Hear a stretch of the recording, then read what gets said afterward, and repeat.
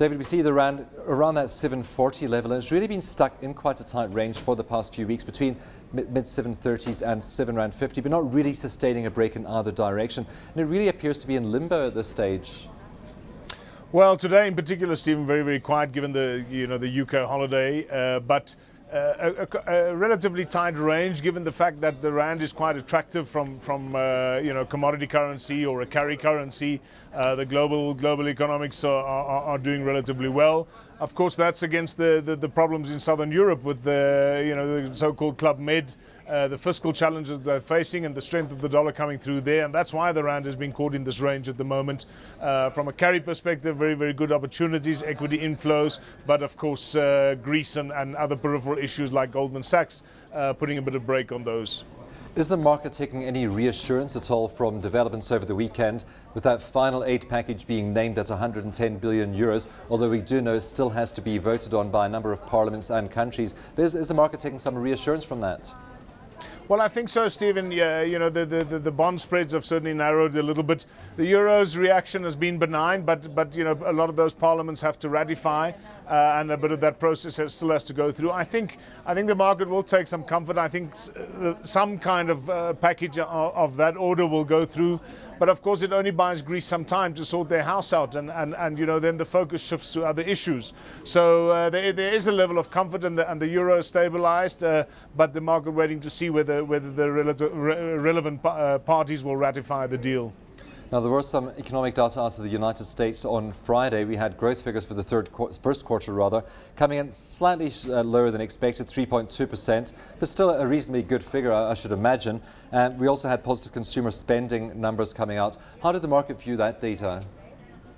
Yeah, I think, Stephen, the trend has been for recent data has been good. I don't think we must get caught up in whether one figure is worse than expectation or not. I think the recent data coming out globally has been very, very supportive for equity markets, and I think one only has to look at what China is trying to do just to slow down the credit demand there, because that economy is really steaming ahead. So globally, the picture is looking very, very good from an economic perspective. Of course, there are challenges. Unemployment remains very, very high. Fiscal challenges or fiscal debt has to be paid down. The only way to do that is through tax collection, either raising tax or cutting spending. So there's a number of challenges facing the global economy, and of course those issues are going to keep developed nations' rates lower for longer as they ensure that the recovery is on track, and it's going to allow that payment of debt or the debt to be paid down. As a result, I think all these factors are supportive for rand, and once we get some clarity on Greece and obviously the Goldman's issue will take a little bit longer, then I think we'll see some positive sentiment coming through. Of course, you were talking about problems for the global economy, and we of course face our own challenges here in South Africa. We're getting our first quarter unemployment stats out tomorrow. But I should imagine no great surprises, because we know the extent of job losses last year, and we know that most of those jobs haven't been replaced yet. So would you be expecting any surprises in that number? No, I think stabilization to a slight uptick in employment. I think there's a long way to go, but and even if we recreate those jobs that were lost during the recession, of course our unemployment still remains very, very high by any standards, and of course that's a huge political issue. It becomes a huge issue for the trade unions, and I guess it becomes a real question mark around economic policy. And as we know, there's a debate going on at the moment between the two sort of planning ministers, if you will, Mr. Patel and Mr. Trevor Manuel, and a lot of thought has to go in how we're going to create jobs going down the road, because that becomes the political hot potato, of course. And of course, one of the newspaper columnists this morning was writing, it's very well to have all of these planning commissions, but it's really about the execution at the end of the day, isn't it? Well, that the surprising thing for me was Mr. Manuel's ministries. They're only going to produce some kind of paper in 18 months' time. That was really surprising for me, but I guess it gives the extent of the debate, how much thought has to go into these things. You don't want to create a policy today that you have to disband in 6 months' time and do something new. So I guess it is a very, very important thing to put into place, but I'm really surprised at how long it's taking. Well, just looking at the employment situation in South Africa, we had the Kagiso PMI out today.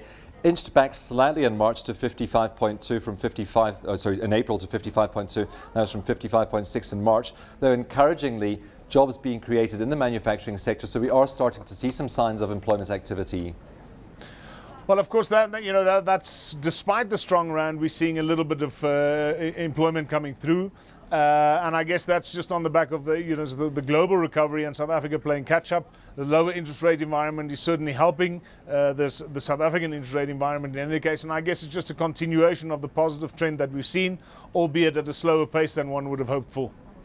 Of course, David, you said there's no quick solutions in Southern Europe. We know that Germany is going to be voting on this deal on Friday. Hopefully we will start to see money flow next week. What would you expect the rand to do as the market starts to settle? You did mention about potential strength. Yeah, I think we'll be range bound. Certainly today there's nothing going on as the UK holiday. But I think we'll be range bound, and I think we sort of 735, 745 at the moment. On the downside, 732 is a very, very important technical level. If we can get through that, that does open up another look at 720. Commodity prices are certainly supportive. Equities prices are supportive. So I wouldn't be surprised in the coming weeks if we did have a look at that 720. And of course, once we get to that level and perhaps through it, then 680 becomes the next target. On the top side, 753 is very, very important technical level at this point in time. We're going to require some hectic dollar strength across the globe to have a look at that level, or perhaps equity market weakness. And I guess the potential exists if some more sort of bad news comes out around the Goldman's saga, or in fact draws other investment banks in, or the situation in Southern Europe deteriorates.